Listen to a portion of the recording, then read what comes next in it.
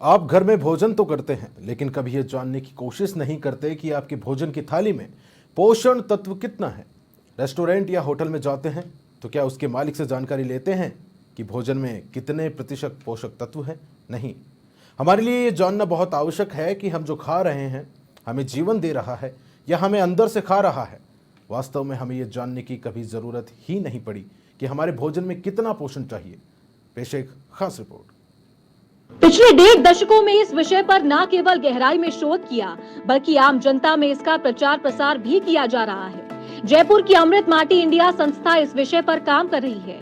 3 संस्थाओं के वैज्ञानिकों द्वारा किए गए अध्ययन में ये स्पष्ट साबित हुआ कि आधुनिक रसायन का प्रयोग कर अधिक पैदावार वाले गेहूं और चावल में 45% पोषकता कम हो गई है। 1955 की हरित क्रांति ने हमारी थालियों में गेहूं और चावल को तो पर्याप्त मात्रा में पहुंचा दिया, लेकिन उनमें पोषण की मात्रा को विकसित नहीं कर पाए। इसलिए भारत के सभी अनाज और सब्जियों में आवश्यक पोषण की मात्रा कम हो रही है। अगर कोई कारगर योजना ना बनी तो देश में बढ़ रही कुपोषण और अनगिनत रोगों की संख्या से पीड़ित लोगों की संख्या बढ़ जाएगी। तो रिसर्च है, उसमें 45% जो प्रोटीन और मिनरल्स होते हैं वो धीरे धीरे कम होते जा रहे हैं। आजकल जो खेती के अंदर पेस्टिसाइड है या फिर जो वैसे मिट्टी की उर्वरा शक्ति भी धीरे धीरे कम होती जा रही है। इन सब चीज़ों की वजह, जैसे यूरिया यूज हो रहा है, डीएपी यूज हो रहा है, तो उसकी वजह से जो एनर्जी है अनाज की वो धीरे धीरे कम होती जा रही है। इनकी वजह से बॉडी पे सबसे बड़ा साइड इफ़ेक्ट तो ये आ रहा है कि भाई अपने यहाँ तो शुरू से ही पुराना में कहा गया कि आप जैसा अन्न खाओगे वैसा मन रहेगा और जैसा मन रहेगा वैसा तन रहेगा।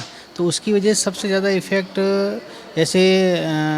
जैसे प्रोटीन की कमी से माल न्यूट्रिशन हो रहा है, कुपोषण हो रहा है। कुपोषण की वजह से बॉडी के अंदर मेंटल इफेक्ट भी आ रहा है, जैसे चिड़चिड़ापन बढ़ता जा रहा है लोगों में। नई हाइब्रिड के कारण जहां पहले 1 एकड़ में गेहूं की 1 बोरी पैदा होती थी, तो अब हाइब्रिड बीज के कारण उसकी पैदावार 1 एकड़ में 3 से 4 बोरी हो गई।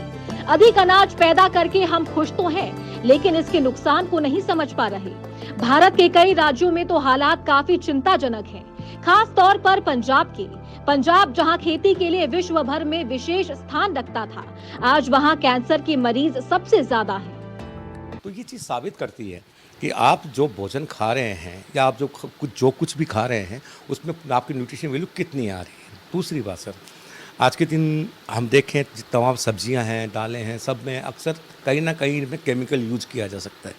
दुनिया में ऐसी कोई तकनीक नहीं है जो इनकी वेजिटेबल्स की या इनकी केमिकल्स को रिमूव करने की पावर रखता हो।